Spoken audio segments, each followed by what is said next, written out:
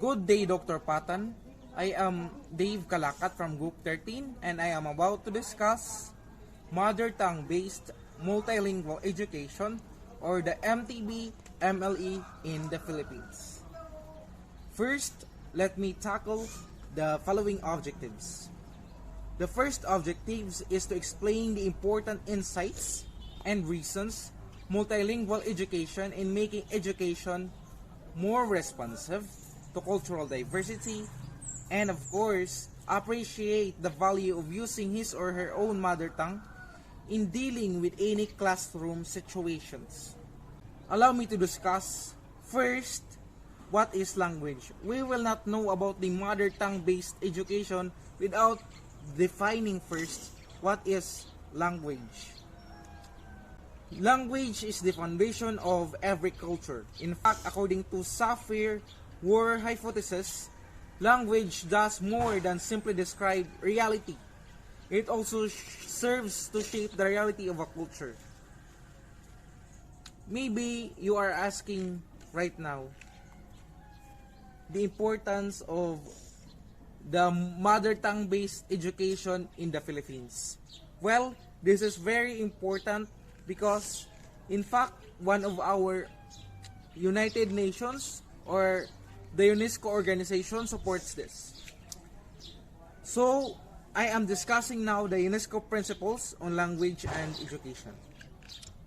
First is that UNESCO supports mother tongue instruction as a means of improving educational quality by binding upon the knowledge and experience of the learners and teachers.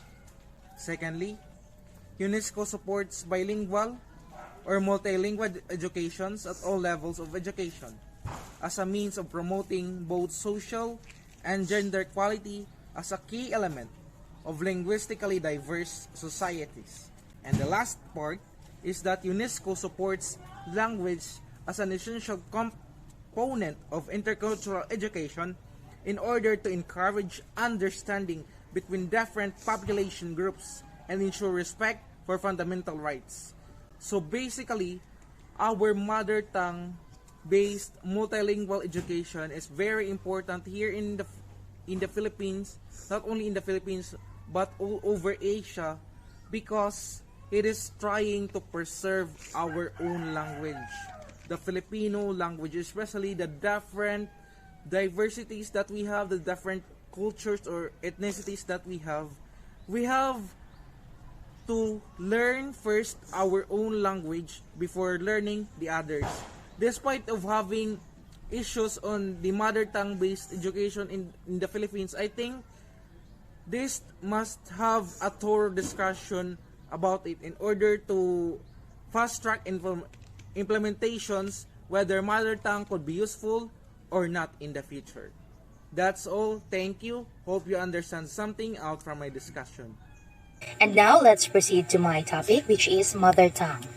It refers to one's native language, the language learned by children and passed from one generation to next.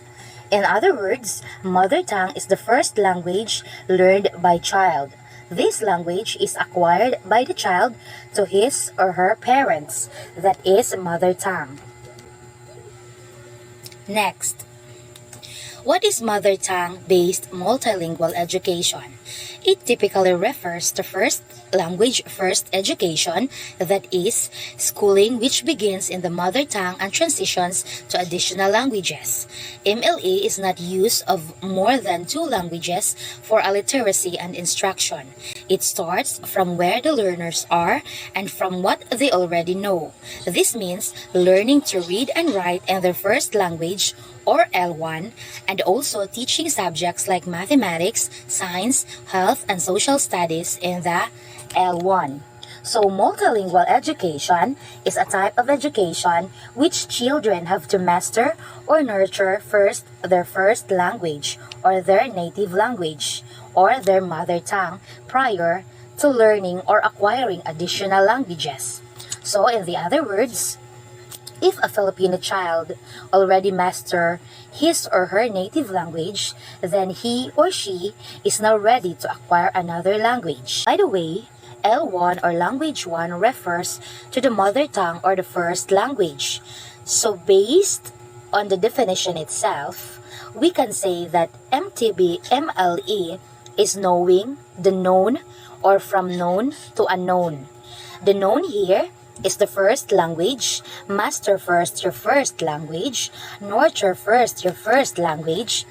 Once you're nurtured, once you know what's known, now you are ready to know or to learn what's unknown.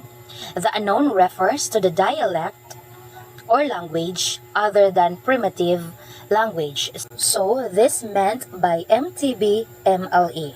Let me reiterate. MTB MLA suggests that students have to master first their first language prior to acquiring or learning other languages, L1, L2, or L3. In the case of Lingig, our L1 or language 1 is Kamayo. So after mastering language 1, we proceed to language 2, which is Filipino, also known as our national language. But in Lingig, we considered it our language 2 or L2. Then, after mastering language 2, we proceed to language 3, which is English language. Here are the additional features or attributes in MTB MLA that will help us realize why MLA programs are a must. First is the strong foundation, meaning research shows that children whose early education is in the language of their home tend to do better in the later years of their education. Second is the strong bridge. An essential difference between MLA programs, rural mother tongue education programs, is the inclusion of a guided transition from learning through the mother tongue to learning another tongue. The first is the strong foundation. Second is the strong bridge. So it is very important to have strong bridge in order to help students bridge between two languages. So in this situation, the help and the assistance of the teacher is really important. The teacher here will help the students master first the mother tongue so that he or she can easily acquire or learn another language. So bridging here is very important if the foundation of the bridge is weak, meaning the students has not yet mastered the mother tongue. For sure, he or she cannot go into or cannot learn another language, and that is the importance of strong bridging. That would be all. Thank you.